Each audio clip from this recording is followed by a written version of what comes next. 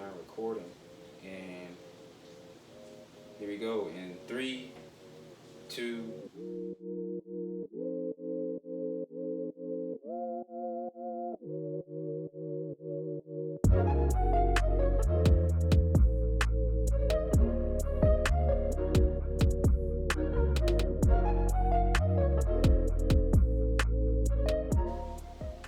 Welcome to the JusMusic Podcast. I'm your host, Jalen. I'm your other host, Marco. And this is episode 50. Wow, that's a milestone. Episode 50, bro. 50 Hell yeah. episodes. So, hell yeah, dude. Yeah, man. Cheers to the podcast. But, so on this episode, we hinted at it yesterday or the day before this episode released. We're going to be talking about Kendrick Lamar's new studio album, Mr.Morale and the Big Steppers. Yes, we are. This is a highly anticipated album by Kendrick Lamar, who's been doing hip-hop music for a long time now, since we were all in middle school? Yeah, it's been a long time coming. He was on that 5-year hiatus with Damn, which is a fantastic album. Yeah. And it's been long overdue for new music, but he's back. He's back, so we're gonna get into it. Yeah. So this album is Kendrick Lamar's 5th studio album. It released on May 13th of 2022, so about a couple weeks ago. And he released this album under not only Top Dog Entertainment and Aftermath Entertainment and Interscope Records, but he also released this album under his own independent label, PG Lane. Which he started, and it's not even it's not even a label. Now that I'm looking at it, PG Lang is like it's a multi-disciplinary media company, co-founded by Kendrick Lamar and his business partner Dave Free. And he announced this back in, I think, last year. But it's really cool to see like what he's doing with this, because after this album that he released, he said that he's going to start releasing albums under PG Lang. Right. So he will no longer be with Top Dog Entertainment. Right. And so in this way, he made a double album to finish up that contract. Right. That's what I think. I think that's why he made it a double album. This album is like an hour and 13 minutes long. Yeah. So a lot of artists nowadays do that. They release double albums to get out of their contract deals. I think that's what Drake did with Scorpion. Exactly. To get out of his contract with Cash Money, right? Right. Yeah, man, it's a smart move, and people love a lot of music, so yeah, smart move, and it's definitely good for getting a lot of streams. But so let's get into this album, Kendrick Lamar's Mr.Morale and the Big Steppers. You want to go first? What was your thoughts? Well, I actually listened to this album in full for the very first time, actually yesterday when I was at the Philadelphia airport in my layover. So I had tons of time. So you still got a fresh listen. Oh yeah, it was fresh listen right off the top, and wow. Did you see me spill my water just now? Yeah, it was a lot. I mean, I don't even know where to begin with it. It was so much detail to take in, and on the first listen, I knew immediately that I would have to go back and do multiple listens. Yeah. And I'd probably be watching the other YouTube videos just to even comprehend some of the themes and the topics. But I really like the storytelling that it goes into. Oh yeah, big time. I think that really kept me hooked onto the next song and made me want to keep listening, because it is a long album, and I know with long albums, if it's over an hour, then my attention span just kind of zones out. Yeah. And it makes it really hard for me to listen. That's why Donda was kind of hard, because that was like 2 hours. But in a way, I remember you said that. Yeah, in a way, this kind of was like, I don't know, I'm not gonna say a rock opera for me. It gave me that feeling, kind of like big storytelling and very reflective and very dramatic at times. But I mean, wow, it was just a really incredible first listen. I just want to highlight a couple songs that I liked. N95 I thought was really great. Oh yeah, that's a good one. I think that's definitely going to be the one song we're going to hear all summer. Kind of like Humble when he released that song, and everyone was playing that. And he released a music video for that song too. Yeah, I did see that. And that was a really interesting music video. There's so many layers to that as well. And it's also the top song on his Spotify right now. So Right. So I really like that. It was really funky, and it was just a classic banger. Some other songs that I liked. I thought We Cry Together was really interesting. Yeah, we gotta talk about that one. That was. Yeah, I know you have a lot to talk about that. But that was unbelievable. Like, especially first listen, it just hits you with it, and you're just like, wow. But I know you got a lot to talk about for that, so we'll save it for when you get to it. I also liked Purple Hearts. I thought that was a really nice, relaxing vibe, and I thought that was cool that Summer Walker was on, who we've talked about in the past, and Wu-Tang member Ghostface Killah. Bro, that man has bars, man. Yeah. So that was pretty cool. And I guess also, I know we'll touch more about it, but Auntie Diaries, I thought that was kind of interesting. We definitely got to talk about that one, because shout out to Jay and Francis for reaching out to our podcast, because they DM'd us and said, could y'all talk about this album, but also talk about this song, Auntie Diaries. Yeah. So shout out to Jay and Francis. Y'all are amazing. We're going to talk about that song for sure in a little bit. Right. And I thought it was also kind of interesting with Savior, and how he was talking about like, oh, I'm not your savior. And because people revere Kendrick as a god in rap music. I mean, the album cover itself is him with a crown of thorns, which is very synonymous with Jesus. Right.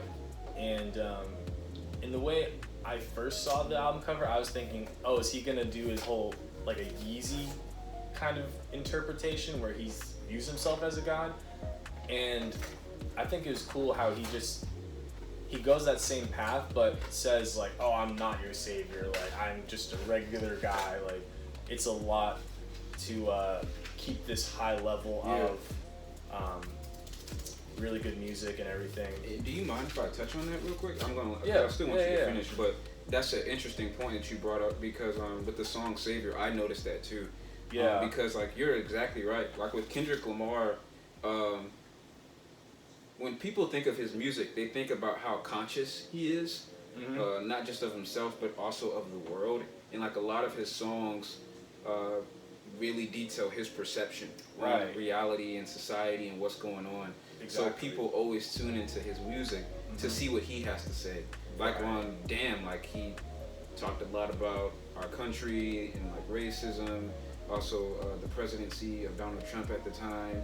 And then on To Pimp a Butterfly, talked a lot about black culture, talked a lot about African culture, also talked a lot about where he grew up. So, you know, like Kendrick Lamar, throughout his whole discography, his whole career, a lot of his music is not just, you know, music that's just for the moment. It's music that's like, it's gonna make you think. So, and like, I think that also goes to the fact that as people, or society rather, we have to stop holding celebrities to such a high standard. Right. It's like like I can't tell you how many times have we looked on the news or something, or like it's like, oh, this artist did this, or like they're going through this, and it's like, bro, they're people.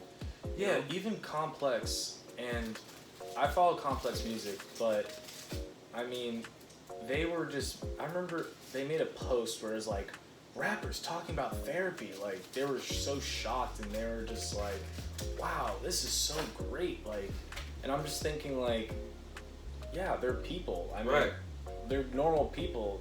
Like, you know, at the end of the day, no matter how high a status you have, we're all people, and at the end of the day, we're all going to die. So, you know, and that comes with fame too. Yeah. Won't you say, like, because when you're famous and like all the lights and attention are on you, people are just gonna hold you to a higher standard. Yeah, I agree. Especially with him because, I mean, out of all the rappers the last 10 years, I would say he's been the most consistent, I would say. What he talks about, yeah. Yeah, and what he talks about and just music quality in general. I mean, because you've had other artists like Drake, who's a great artist, but he's made some shit albums.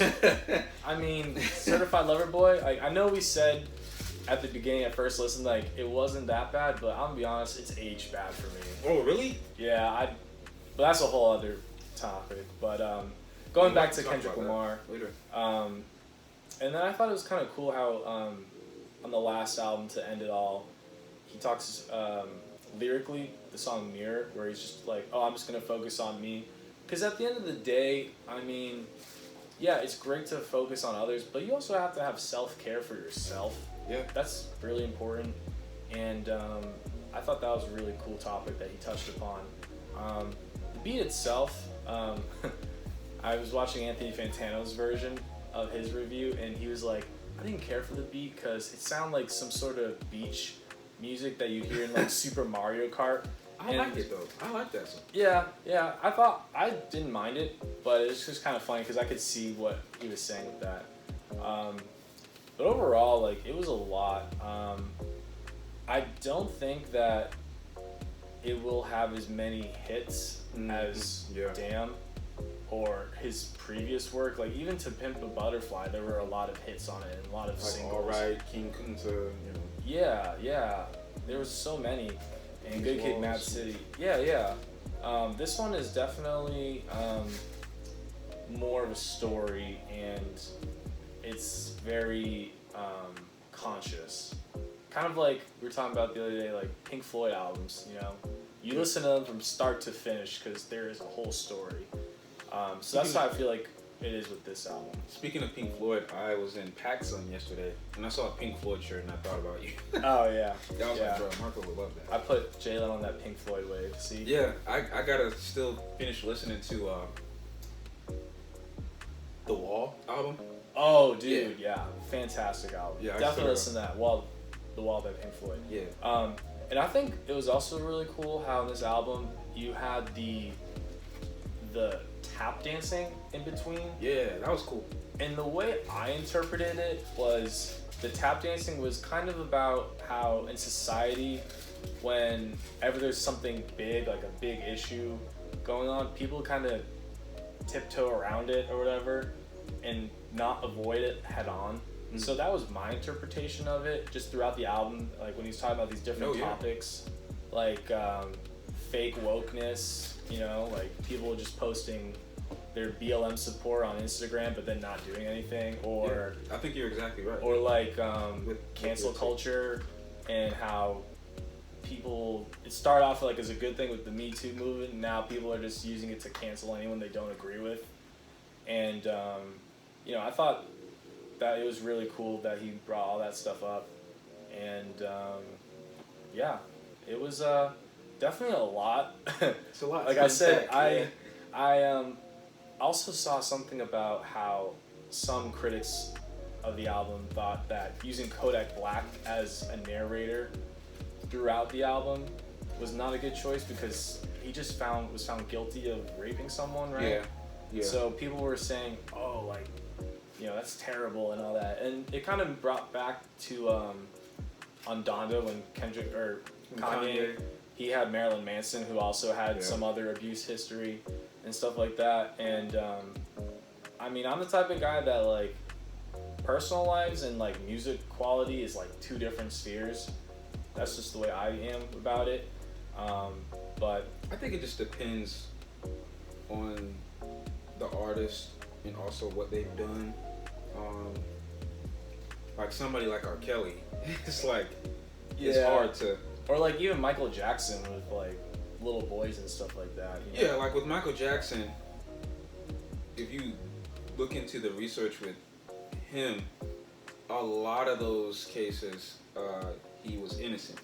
Yeah. Whereas with R. Kelly, he was guilty with every single last well, one. yeah. I'm not defending R. Kelly. No, I'm not saying that. But I'm saying like. And it goes back to cancel culture, where it's like, right. oh, well, Michael Jackson's still canceled. Ugh, it's like, all right.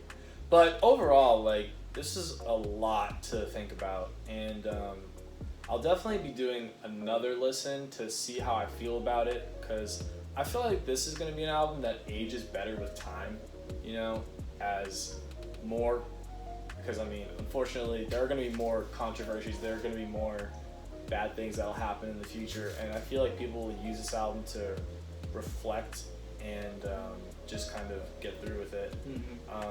But I did want to talk about one thing. Mother I Sober, I thought was interesting. We're gonna when he talks about breaking the I guess his family curse, or and I thought that was pretty cool. But I'll let you get more involved with that. And that was pretty much my takeaway from it. Very dramatic, very theatrical, and I like that it talked about some controversial things. Overall, I don't think it'll have as many hits as with his previous albums, but I still think that it's great that he had something to say. Like, you know, he still had something to bring up. But I think I saw something, I think it was Rolling Stone, where they said that he sold like 286,000 copies first week sales, I believe. Which, like, is not bad, but for an artist like him, I would have thought he'd sold a lot more.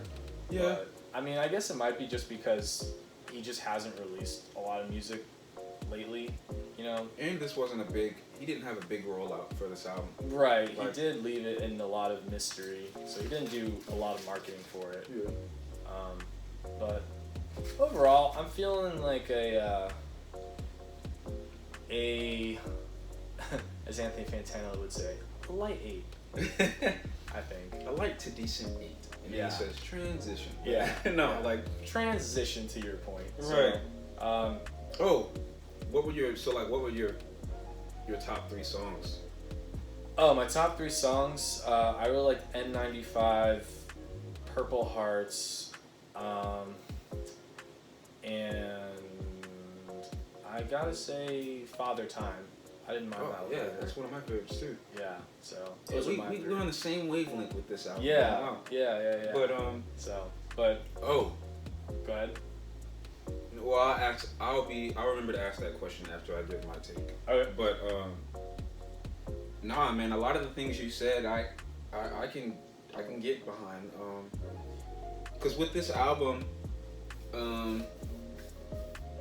I did, like, when I went into it, I didn't really know what to like. I remember when Kendrick dropped the Part 5, the song before he released the album, which I thought was really good. Right. Excuse me. But sometimes, or a lot of times, when an artist releases a song before an album, sometimes the album is like totally different from that one song. Yeah, you know, so that is true. And that's kind of like what happened here. The Heart Part 5, of course, isn't featured in the track list, but Kendrick Lamar doesn't feature any of his the songs talking about the Heart Part 1 through 5. None of them are on any of his studio albums. But so when he put this album out, I was like, I don't really know what to expect here. So I just kind of went into it just with an open mind, and I was like, I know he's gonna talk about some deep stuff here. And when I saw the album cover, I got Reese's Pieces on my shirt. But when I saw the album cover, the first thing I noticed was, one, the thorns on his head, like referencing Jesus, and then I noticed his wife and kids, and they're like in a bedroom, could be his house, and I see a gun in his back pocket. So. And his back is like facing the camera, so it's almost like you can maybe interpret it as he's doing everything he can to protect his family. Yeah, and trying. And it's almost like to the point where like he knows that he is a very famous and successful person, and he's looked at as a god in some people's eyes. And the gun is kind of like, it's kind of not necessarily, I don't want to say hypocritical, that may not be the word, but like when you think of Jesus, you don't think of a gun. So it's like, it's almost like he's trying to balance, you know, this image that people have placed on him, along with, you know, what he's contributed to himself. And he's also trying to balance who he is as a person. You know, who he is at his core. That's just me. Well, I just wanted to mention one quick little thing, but I noticed seeing the his wife and his baby in the background reminds me a lot of this Michelangelo sculpture called the Pietà, which is Mary holding Jesus. Good point, bro. I just figured, like, I guess, I don't know, just, it looked very similar, and I don't know if he had an intentional meaning behind that, but I guess I'm putting like my art history class hat on, but it's kind of like interpretive of like, I guess, nurturing their child and doing the best that they can for them. I don't know. Yes, that's a I good took an point. art history class and we talked about shit like that. I took an art history class too, so yeah, I know, I get it. I get exactly where you're coming from. But yeah, that was just something I noticed, but go on. Nah, but yeah, that was a great point, because I didn't even think about that. And like, if you look at, I think it's N95, the music video. I haven't watched it yet, but I saw on Instagram some photos, and a lot of it is inspired by Gordon Parks. He was a famous photographer, African American photographer. I want to say during the through the from the 1940s and through the 70s, and like a lot of his photography is based around like racism and just, you know, the black experience and all that stuff. Very, very good work. He did photos of Muhammad Ali and a bunch of other people. Really, really cool. Really, really cool, and very talented and smart guy. Yeah, for sure. But, you know, aside from that, getting into the actual album, the very first song, United in Grief, when it came on, what's that? It's like a piano in the background. I think that's how it starts.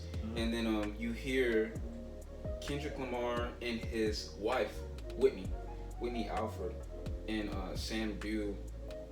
They're all saying like, I hope you find some peace in this. So like already I'm like, okay, we're gonna get into some really, really deep heavy stuff. And and Whitney is like saying to Kendrick, tell them the truth. And then off the bat, verse 1, Kendrick is like, I've been going through something 1,855 days. I've been going through something. So I'm like, okay, this man has been through a lot of stress and trauma in the past, not just 5 years since his last album, but, you know, his whole life, you know. So then, like, as he's like going through his verse, like verse 1, he's like, what is a girl in a miniskirt, a man in his feelings with bitter nerve? What is a woman that really hurt? A demon, you're better off killing her. It's like his flow and like what he's saying, to me, it comes off as almost like intrusive thoughts. Because like people who go through a lot of stress or have trauma or have anxiety or have they struggle with perfection or OCD or anything like that, they have a lot of intrusive thoughts. So a lot of the things you say, or not a lot of the things you say, but some of the things you say, and sometimes like it all just comes off like at a fast pace. And like this combined with, you know, how he's saying everything and how he's connecting all the words, that's just the impression that I got. Right. And and then later in the song, he talks about, you know, how we all grieve different. He's talked about he's spent a bunch of money to try and cover up, you know, his trauma and, you know, things that he's been through. And so yeah, I thought United in Grief was an interesting song. And then after that, we get into